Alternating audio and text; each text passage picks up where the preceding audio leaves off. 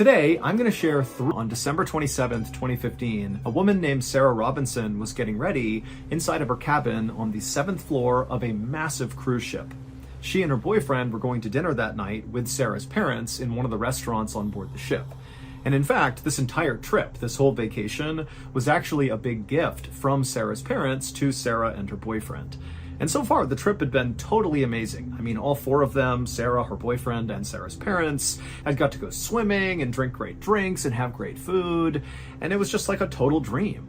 But now they only had one night left, tonight, and they wanted to make the most of it. And their plan was to go to the big buffet that the ship offered and just totally indulge on the amazing food and just have some laughs, share stories, and then the next day they'd wake up in the Florida port that they left from, and the trip would be over. But for now, they had this one dinner left. And so after Sarah and her boyfriend were all ready, they left their cabin and they met Sarah's parents out in the hallway, and then Sarah led the way towards the stairwell that would bring them up to the 10th floor where the restaurant was that they were going to. Once they reached the 10th floor, Sarah could see right in front of her the entrance to this restaurant.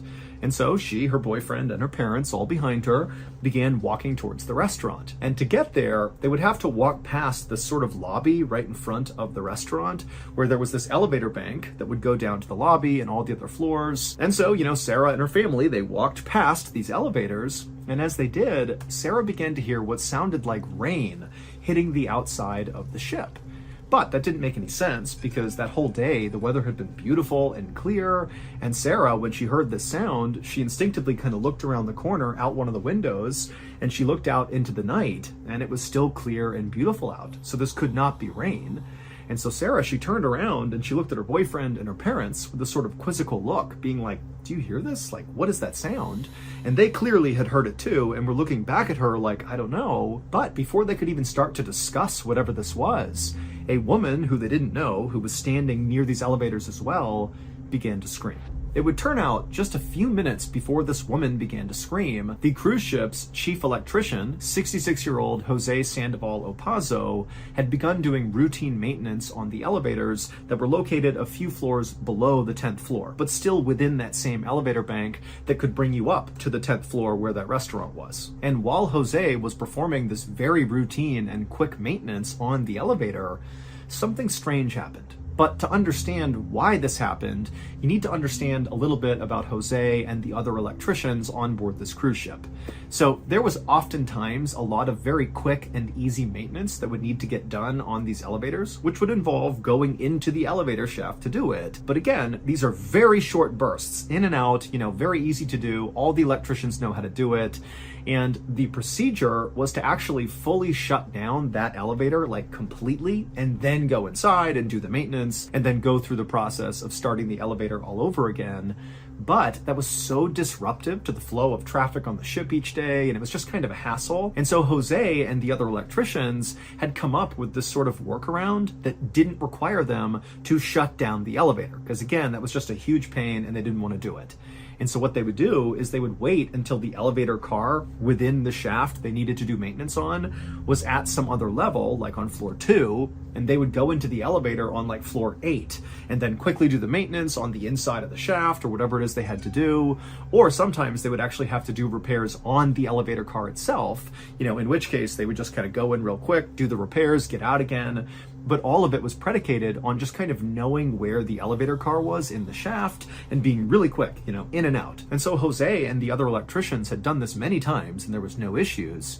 But on this day, Jose, he got into the elevator shaft to make these simple repairs. And so he actually was standing inside of the shaft on top of the elevator car that was down, a few levels down from 10. And he began making these repairs. And suddenly the car lurched into action because a guest unknowingly had walked into the elevator car and pressed floor 10. And so Jose is on this elevator car that starts moving, and before he can even figure out what's going on, the little opening that he used, the kind of service entrance into the shaft, had been covered up by the elevator car. And so his exit was now gone, and he was now relatively slowly moving up the shaft. Now, Jose would have no idea when this car was going to stop, but if it went to the top, he'd get crushed, and he knew it. And so in kind of a moment of panic, Jose attempted to step to the side to like somehow go between the wall and the elevator. It was like he had nowhere to go and he knew it and he just took that path.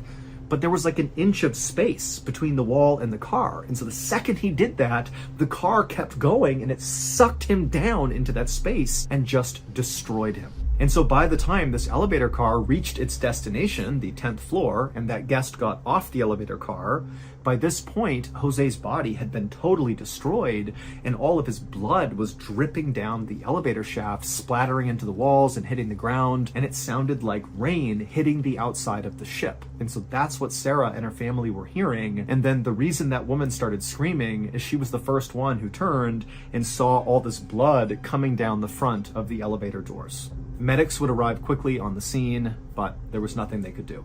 Jose was deceased. Thank you to BetterHelp for sponsoring today's video. Back in 2017, I was really struggling with my mental health. I had just left the military after almost a decade of service, and I was just really struggling to reintegrate into society, and it was making me totally depressed. Now, I had a great support system around me. I had my wife, my kids, my parents, my siblings, friends, but I had such dark thoughts and feelings. I just didn't feel comfortable sharing them with people I loved.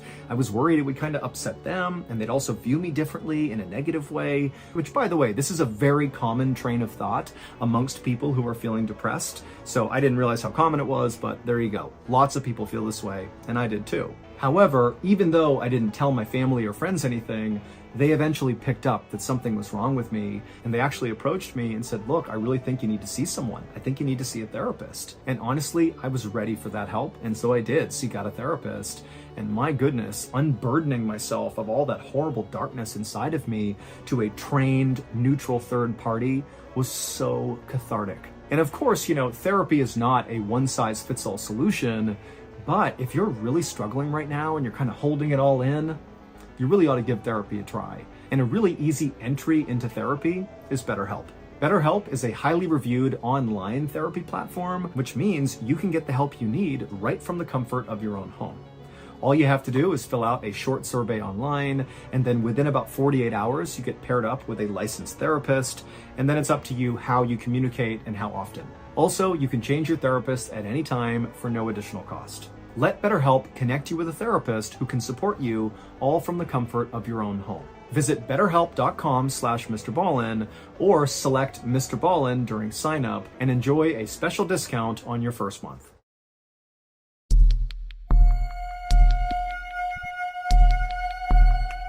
At around 2 p.m. on September 24th, 2017, a 17-year-old college student named Sanjay climbed up onto this boulder that was right off to the side of this hiking trail that he was on. Sanjay was on a day trip with about 20 of his friends from college, and they were in this part of southern India that was really famous for its long, winding trails and all these boulders that kind of sat off to the side of the trails. And then at the end of these trails that are in this part of India is this beautiful ancient Hindu temple that a lot of people will go and take pictures in front of and go inside of. And so that was where Sanjay and his friends were ultimately headed, was this temple. And from the boulder that Sanjay had just climbed up on, he looked up the trail, and from his view now, which was now slightly higher, he could actually see just barely the top of this temple. And so he was really excited about going to see it, and he couldn't believe how close they were.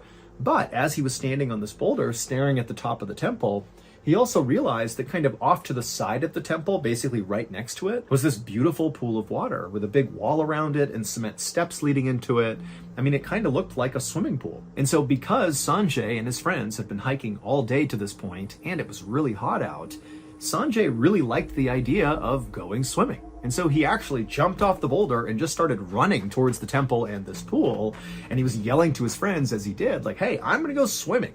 And so he ran, not to the temple, but to this random pool of water that was next to it. And he got to the steps and he immediately took off his shirt and he pulled his phone out of his pocket and he put it on the steps. And then he walked his way into the water and turned around, hoping to see his friends coming after him. And sure enough, all of his friends were smiling and laughing and running after him, ripping their shirts off, putting their phones down and jumping in too. And so pretty soon, this very quiet, peaceful pool next to this temple was packed full of very rowdy and crazy college kids. Now, to be clear, this pool of water was not intended to be a swimming area. It was dug about 300 years earlier for this temple, and many people began to view this pool of water as sacred because they believed it could cure diseases. And so what Sanjay and his friends were doing was totally taboo and not allowed. But I can promise you, Sanjay and his friends did not care. They were having a great time. And in fact, Sanjay was having such a great time that when he turned around and looked back up the steps they'd all charged in on, he saw one of his friends, whose name was Vishwas, was standing up out of the water reading what looked like a plaque about this pool of water. And Sanjay hated the idea of one of their buddies not getting to experience this fun. And so Sanjay, a little out of pocket, yelled out to Vishwas like, "Hey, stop reading that and get in the water. Let's go. What are you doing?" And Vishwas was obviously kind of embarrassed to be called out so publicly in front of the 19 other kids that were there. They're all looking up at him expectantly now, like, "Yeah, get in here, man." And Vishwas, he's like, "Okay, fine." And so he took off his shirt, put his phone down as well, and he got in the water with all of them. And very shortly after he did that, Sanjay kind of forgot about him and decided, hey, this would be a great time to take a photo of everybody here, memorialize this amazing trip.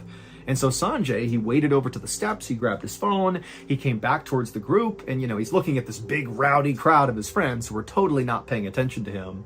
And he's saying, "Hey guys, come over here. I want to take your photo. Gather up. I'll take a photo of all of us." And so it took a couple of minutes, but eventually, all these kids got in frame, and Sanjay, he held the phone out, made sure everybody was there, and they all smiled, and he took a picture. And then after he took the picture, Sanjay put his phone back on the steps and returned to just splashing and goofing around with his friends. About an hour later, Sanjay and his friends had left the pool and were now in the temple and were just walking around exploring. But eventually, Sanjay just got tired of looking inside the temple. It was not very interesting to him.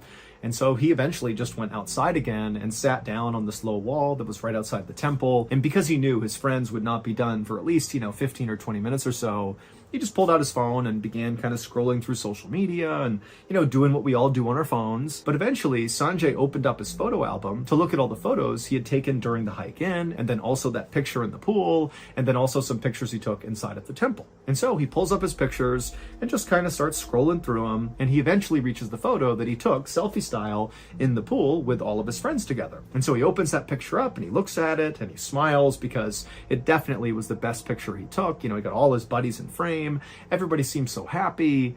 But as Sanjay was looking at this photo, he realized there was something odd about it. There was just something in this photo that just seemed like it shouldn't be. And as he looked more closely at it, the smile on his face faded and he began to panic just a little bit. He didn't know if what he was looking at was real or not, but he knew he had to go find out. And so Sanjay put his phone away and he looked up and began looking around outside the temple at all the other people who had left, and many of them included his friends. And they were walking around, talking in groups or whatever. And Sanjay, he began looking at all of his friends and he would stare at their faces. He was looking for something, but he didn't see what he was looking for. And so after scanning the entire outside and not feeling satisfied, Sanjay got up and speed walked back into the temple and began going into each and every room, looking at every single person he encountered.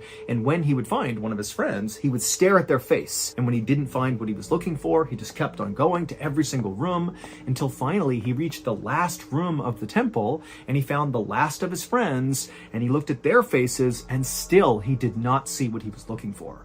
And so now Sanjay is truly panicked. He's actually horrified at this point. He runs back outside and he finds their college professor who had come along to sort of chaperone the trip. And he ran up to this professor and he pulled out his phone. He opened up that photo of them in the pool and he showed the professor what he had found. And Sanjay pointed out the strange thing about this photo. And so the professor, he began looking at the photo too, and right away he also could see this very strange thing that seemed very out of place. And so the professor asked Sanjay a few follow-up questions, about like what Sanjay had done since discovering this. And after Sanjay said, I've been all over the temple, I still can't figure it out. And so the professor knew the police would have to get involved. And so the professor got in touch with police, and so the police came out to the temple not long after that. And the students, so Sanjay and all of his friends, had been instructed to stay right by the temple. Do not go down to the pool, stay up here, let the police handle it. And so when the police came in, they came running by the group, and Sanjay and his friends were just kind of watching anxiously, waiting to see what happens. And then as the officers went down to the pool, from where Sanjay and his friends were standing, they actually did not have a clear view. The temple itself blocked their view, so they could not see the pool, but they could hear what the officers were doing. And at first, as Sanjay and his friends are standing there really nervously, they don't hear anything down at the pool. But then they hear one of the officers shout something out, like he's found something. And then Sanjay and his friends heard all this splashing as clearly officers were jumping into the pool. And it was at this moment when Sanjay heard that splashing that he knew the thing he saw in this photo, it had to be real. As horrible as that was, it had to be real. The reason why Sanjay's friend Vishwas was not in the water with everybody else, why he was up reading that plaque about the history of this pool, was because Vishwas did not know how to swim, but he didn't tell anyone. Nobody knew this. And so he was probably kind of embarrassed about it. And so maybe he was reading this plaque as sort of a way to, act distracted, like the plaque is the reason he's not swimming. But then when Sanjay, who meant no harm by this, but he yelled out to Vishwas, "Hey, come on, dude, get in here. Come swimming with us." Because he did it so publicly in front of all the other friends, it seems like Vishwas felt very pressured into getting into the water. And that's what he did. Instead of telling anybody that he could not swim, he just kind of shrugged, took off his shirt, pulled his phone out of his pocket, put it on the ground, and waded into the water. And as soon as he did, the entire group just kind of went back to goofing around and splashing and being totally chaotic.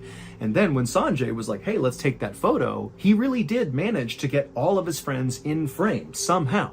Except one of them was Vishwas, and you can only see the top of his head. It's because he was drowning in the background of that photo, just nobody knew it. And so obviously an hour later, when Sanjay's looking at this photo, he sees the top of Vishwas's head and he's like, wait a minute, is he goofing around or is he drowning? And then he ran all around the temple looking for Vishwas. He wanted to prove that he was not in the pool still, that he was up here. But then after searching the entire area and not finding Vishwas, he went to his professor, they called the police, and the discovery was made. And unfortunately, by the time police pulled Vishwas out of the water, he was already deceased.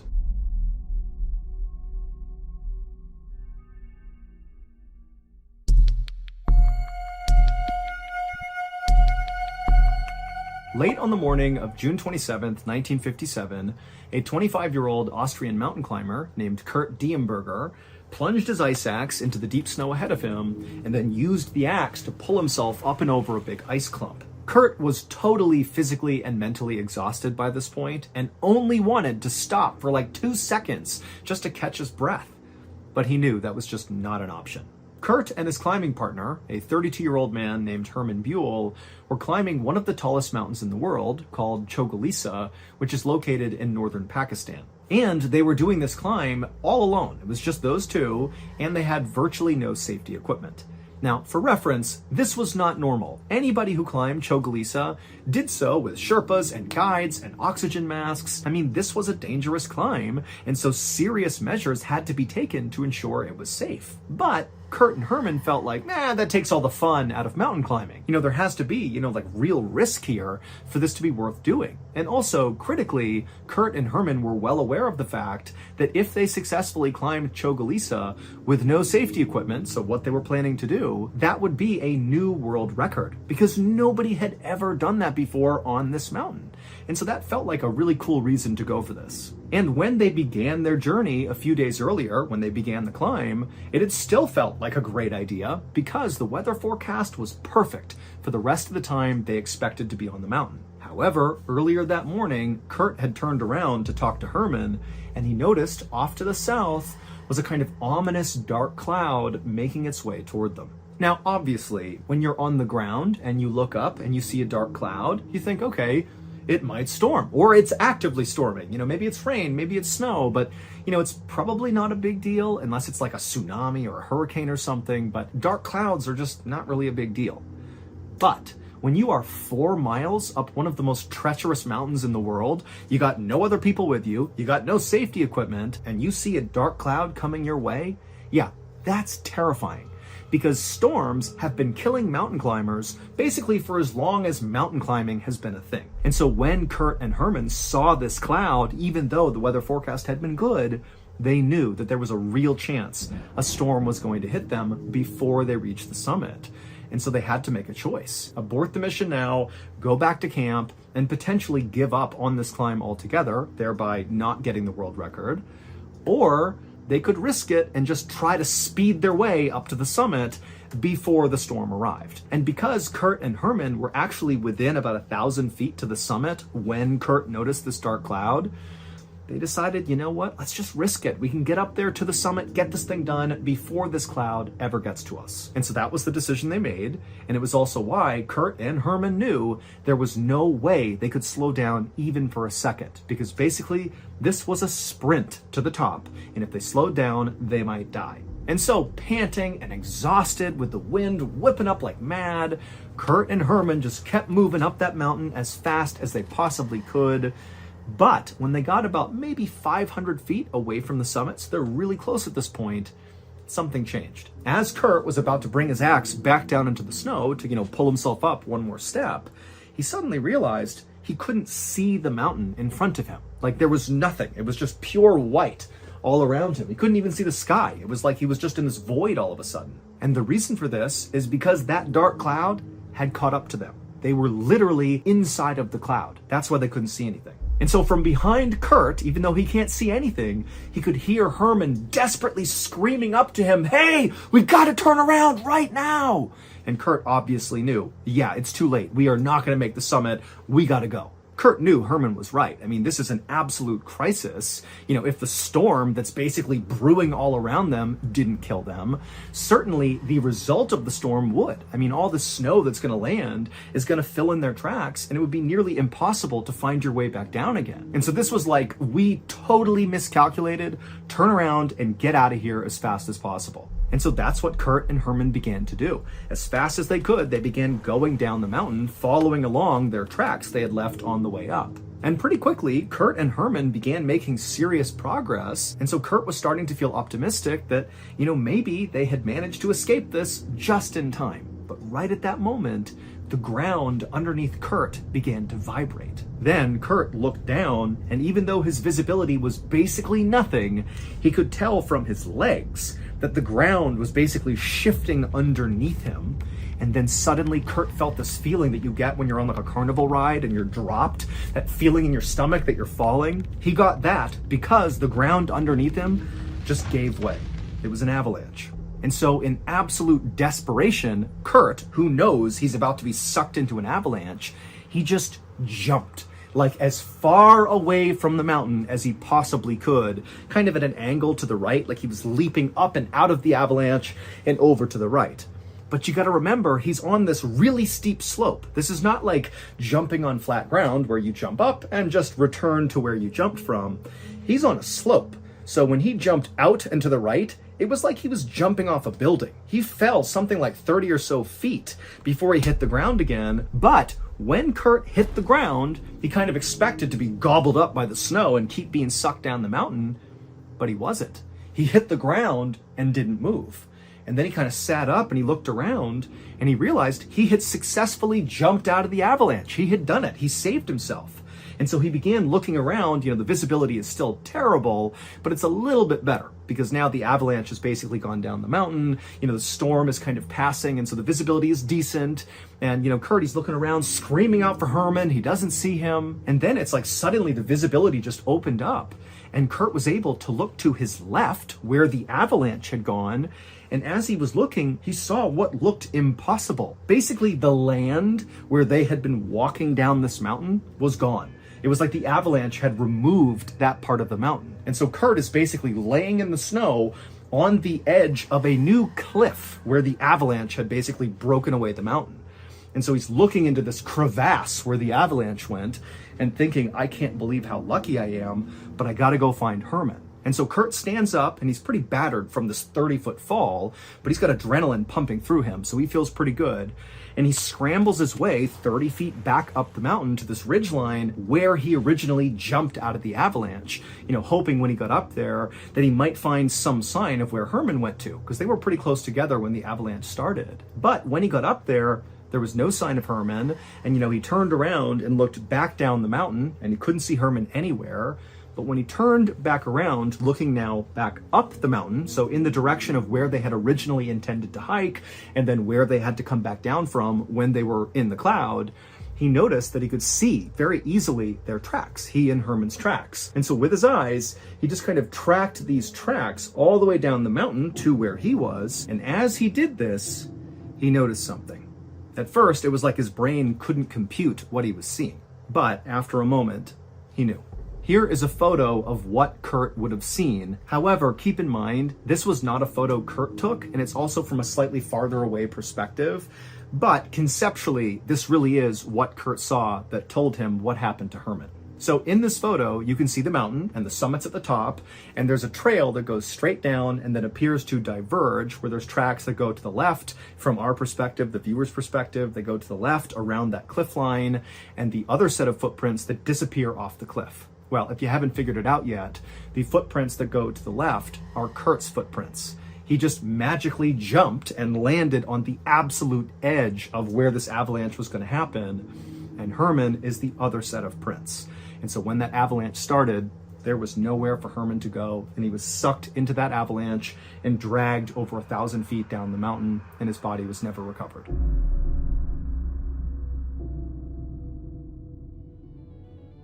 Hey everybody, if you haven't heard yet, we announced some really big news recently.